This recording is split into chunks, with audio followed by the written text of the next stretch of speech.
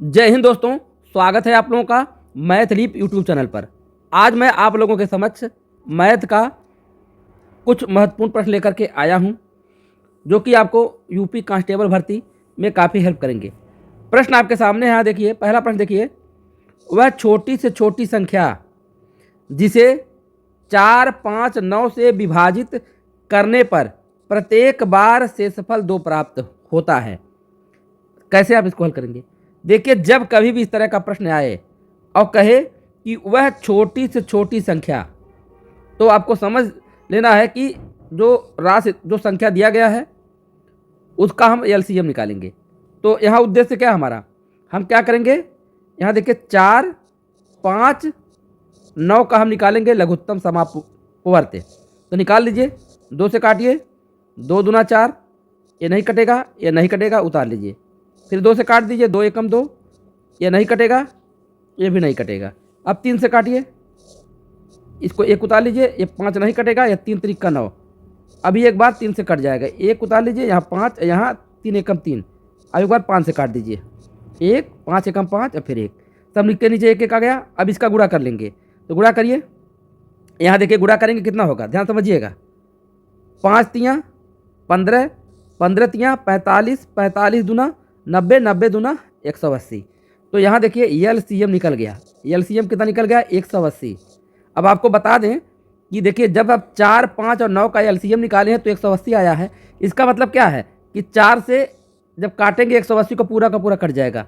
अब 5 से काटेंगे तो पूरा का पूरा कट जाएगा, 9 से काटेंगे तो ये पूरा का पूरा कट जाएगा। लेकिन प्रश्न क्या कह रहा है? प्रश्न यहाँ देखिए कह रहा है कि 2 शेष प्राप्त होता है। क्या प्राप्त होता है? 2 शेष प्राप्त होता है। जब 4, 5, 9 से भाग दिया जाता है 2 शेष प्राप्त होता है। तो 2 शेष कब प्राप्त होगा? जब हम इसी एलसीएम में क्या करेंगे, इसी एलसीएम में जब हम 2 जोड़ देंगे तो जो संख्या प्राप्त होगी, अब उस संख्या में जब हम 4, 5, 9 से भाग देंगे तो क्या होगा? तो हमेशा 2 शेष प्राप्त होगा, क्योंकि 180 तो पूरा कट जाएगा, एलसीएम है, इसलिए इसमें ऐड कर लीजिए। तो अभीष्ट संख्या हमारी क्या हो जाएगी? जो प्रश्न कह रहा है, अभीष्ट संख्या हमारा क्या हो जाएगा? इसी एलसीएम में हम 2 जोड़ देंगे, क्योंकि प्रत्येक बार 2 शेष। अगर कहा था प्रत्येक बार 3 शेष बचे तो 3 जोड़ते, 5 कहा था 5 जोड़ते, समझ रहे हैं? तो एलसीएम हमारा 180 है धन 2 बराबर कितना हो जाएगा?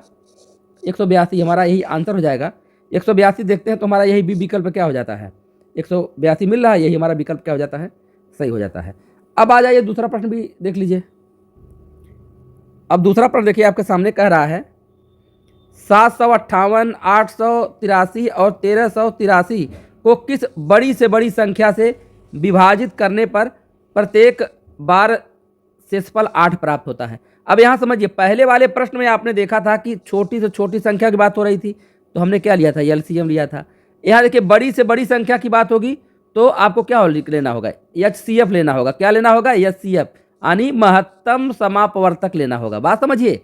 लेकिन कह रहा प्रत्येक दशा में 8 शेष बचे, तो अब इस संख्या में से क्या करना है? 8 को घटाना होगा। तो देखिए यहाँ हम क्या करेंगे, यहाँ देखिए घटा देंगे किसमें? 758 में से हम क्या करेंगे? 8 घटा देंगे। 883 में से भी हम 8 को क्या करेंगे? घटा देंगे। 1383 में से 8 को घटा देंगे। तो जब 758 में से 8 घटाएंगे, यहाँ मिल जाएगा 750। अब 883 में से जब 8 घटाएंगे तो मिल जाएगा 875, और 1383 में से 8 घटाएंगे तो हो जाएगा 1375। अब आपने घटा दिया। अब हमको क्या करना है? इन तीनों का निकालना है एचसीएफ, महत्तम समापवर्तक। तो निकालिए।